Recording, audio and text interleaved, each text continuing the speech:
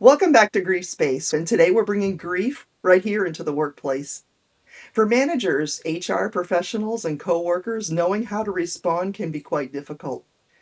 So my guest today is Dr. Tina Flores. Dr. T brings extensive experience, workforce transformation, talent acquisition, workforce planning, and technology, and she's especially interested in the human side of work. Dr. T, welcome to Grief Space. Thank you. My pleasure to be here. What brought you into the world of workforce and talent, Doc? So I started in sales, and I feel that recruitment and the workforce is just an escalation of sales, but a more relationship-based version of sales. So when you're talking with people, you're able to get really into what they're doing, how they're doing it. You might have to sell them on the job. You might have to sell the company to the candidate. You might have to sell the work and the tasks ahead to the employee. So I felt that it was a natural progression with my sales career to get into this space. Great. And on your website, I noticed that there's three components that you really hone in on, and it's trust, talent, and technology. Why those three? Can you tell us a little bit about them? Well, I think that those are the perfect package for a company, for an employee, for a workforce. When you have the most talented people, the right people with the right skills, and you use the right technology, and you're able to interface them both using good, solid trust, I think that creates a workforce that is the strongest it's ever been. What would that look like So in a I work? I'm seeing a lot of AI come out, right? Yeah. Everyone's seen a lot of AI come out. So when we're using AI and we're using AI in the workplace to augment the workers, we need to have that emotional intelligence as well. When we have that emotional intelligence, we're then able to trust the systems we're using. We're able to trust the companies that are putting the systems out. So that's really combining the human side, the talent, with the technology side. Trust is such an important component of any relationship. And when we're talking coworker and manager, leader, if we don't have trust, everything else will fall apart. One of the things that I deal with is grief at work. It's my niche, it's my specialty. And it's funny you mentioned trust because trust can break down that relationship during a grieving process. What happens to trust when an employee could be coming to work and grieving? I agree. I think that having solid communication matters. When folks are grieving, they are experiencing that loss and they are not necessarily thinking the same that they might have before. Right. There's actually a study and a Nobel Prize that was won for the research on how folks feel grief more deeply. And one of the things that resonates when it comes to the workforce, when you have significant loss that you are grieving, regardless of what that loss is, the managers really need to take note. They need to understand what's going on with the people, have that emotional intelligence, have that empathy, and understand, while not losing sight of the KPIs, because I'm the biggest fan of KPIs and metrics and analytics and all of that stuff. So I think that having a good, transparent conversation between leadership and the employee to understand where you are, where you need to be, and what steps need to be taken to keep the work moving, but also be human for this person that is suffering from loss. Because grief can cause people to actually pull back and disengage, correct? It can, and it shows up in a variety of ways. And it might not be as loud as we think. They're not just going to walk in crying, box of tissues in hand, saying, "I'm grieving." That would be nice. That would definitely be make it real clear what's going on. Sometimes it's a quiet, soft resignation, not resignation from the job, but just resignation from the workload. It might just be they're not sharing ideas. They're not involved. They're not doing the same activity with the same exuberance that they once did. And that's something that the manager should take note of. When you're watching your workforce and you're having to be responsible for these people under your eye, you need to understand these small shifts, these small changes, because as much as it matters for the business and the productivity, these are humans at the end of the day. You were really clear about when we don't see it coming. We don't know that it exists. A lot of employees want to hide their grief because they want to appear professional and capable. They don't want their personal life to affect their work life. And it's easy to know when somebody is grieving when they have taken bereavement time and everybody knows that they have a close one that died. But you have somebody who's come in to work, they're grieving the breakup of a relationship. Maybe they had a miscarriage. Maybe their significant other had a job loss. All of those result in grief oftentimes, and we don't particularly pay close attention to that population coming into work. If a manager has a grieving employee, let's say it's that bereaved person and they're coming back to work in 5 days, what would be one of their largest concerns? I think management largest concern is going to be the productivity, right? So are they going to be able to do the job? They just had this loss. They just took the time from that. Now they're coming back. How is the work going to get done? Valid. I'm not going to say it's not valid. I've led a lot of teams. I've coached a lot of leaders for teams. So it's valid. But what I want to say is, though that's valid, we need to hit our numbers. We need to have that productivity. Let's have the concern be, are they okay to be back? Is everything good? Sometimes they need to be back and they're not quite okay yet. How are we going to navigate that? So if that's your ultimate concern as a manager, what are you doing to get them there? What support are you providing to ensure that they're getting the job done the best way possible? Because they did not lose their talent. They did not lose their skills. They did not lose their efficiency. They just lost something close to them personally. So all of those Right. things are still there. The talent is still there, you're correct. The loss of capacity is simply temporary.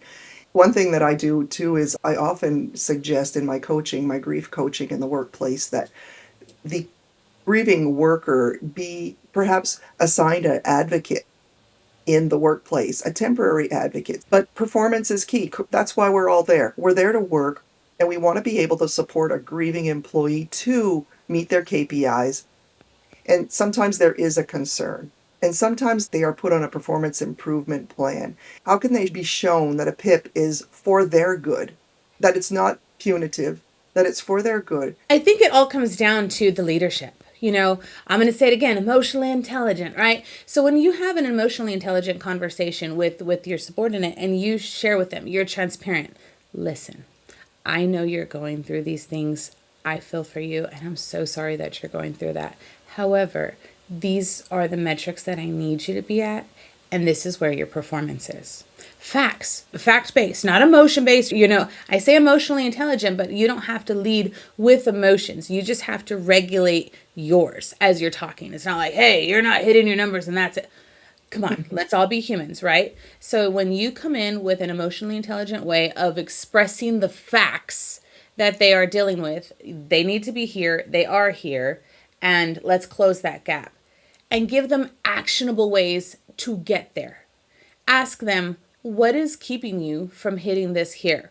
You may be surprised with the answer. It may not even be their grief. It might just be when they come back, everybody's tiptoeing around, so they're not really getting the support they need. They don't have the resources they need that they once had. They don't have the tools that they once had because everybody's taken a step back, or things have been pulled back, or they've shifted in the work on their return. So now it's a little different. Having those conversations, you're going to learn more about their performance. And if it is just, man, I'm sorry, I just haven't been the same since. Let's get back up to where that is, because loss is such a profound human experience, and we all experience it different. I would say that when I lost my mother, it was much different than when I lost my son, and the way that I reacted both externally and internally was completely different, which is, even further different from when I lost my beloved little pup. So, those things are all different ways of loss. And there's, as you mentioned, divorce, miscarriage. There's, even a loss of a friend. Like, you've been friends for 20 years and all of a sudden you guys don't talk. All of those different ways to grieve affect you Yes. differently, and that might affect your productivity differently. So having those intimate conversations, fact based, that get you from here to there, that's the leader's opportunity to really shine, to really be a leader, and to really drive that workforce to their utmost productivity in a way that's actually going to provoke more trust because you were so human in the process. And as this person goes through their PIP, and employees out there, trust your PIPs, do what the PIP says, and broaden your horizons, reach to that next level, use it as an opportunity for growth for this opportunity and the next. But all of that together provides a great opportunity for the performance improvement plan to do just that, to improve your performance. It's so important to provide that psychological safety that you just discussed. A PIP is for the benefit of you and the company. It's not punitive, and you just described that quite well there. Thank you so much for giving us your insight from your side. We know too that technology with AI, there's a lot of panic and a lot of anxiety. We are seeing layoffs. A lot of times companies are hiring people back because AI isn't doing exactly what they expected it to do, but it can create grief. And what are leaders missing when they focus only on productivity during a major change like I just described? I think they're missing that human aspect. When we step back from who we are and what we do as a team and are just like, oh, numbers, numbers, numbers, we're actually going to hurt the numbers. When you treat your workforce as like just mules and okay, now on with the next, and like, oh, never mind, come back, you're not going to get the same great quality people that you had before back, Right. because they're going to remember what you did. Mhm. So as we have these great technological advances such as AI that can really 10x the human at the center of the work, use that. Now, I'm not going to have rose-colored glasses on here and say that nobody should ever lose their job with AI. It's going to happen. When the calculators came, people lost their jobs. When the computers came, people lost some jobs. When Excel came out, I remember a lot of people that were doing like all the numerical thing. Whoo, there were some jobs lost. Mhm. Well, let me walk that back. I won't say they were lost, they were changed. Because Changed. as you adapt, right? The same way we have to adapt with grief. As you adapt in these changes and you adapt it with the new technology, that's what keeps you going. So as Mhm. we look at these shifts, technological shifts, economical shifts, societal shifts, we need to be more adaptable. And as we're able to have that resilience, that fortitude to adapt to these shifts, that's how large companies, small companies alike, their leadership can really get it right in looking at the workforce and being able to say, like, okay, as we make this shift, we are removing this part of the workforce for these reasons. And, as things shift and change, we would love to stay connected for if there's an opportunity. You're being fact based, you're being transparent, and you're still being able to keep that relationship going. Is everybody going to be like, yay, you laid me off, I'd love to come back? No. No, because it doesn't work that way. But are you Mhm. going to have a better experience in doing that than just like, we don't need you, AI is going to do it? Probably. Yeah, it's important to be ready to make those shifts, and it's also important to get support during that time too. If you're on the job and you're feeling anxiety about these things, maybe you could use some external support. And Dr. T, you've seen how executive coaching, to be specific, makes a real difference. It does. It does. When you have a coach on your side, you're able to say things that you might not say to your leader. You're able to express yourself in a way that is truly authentic.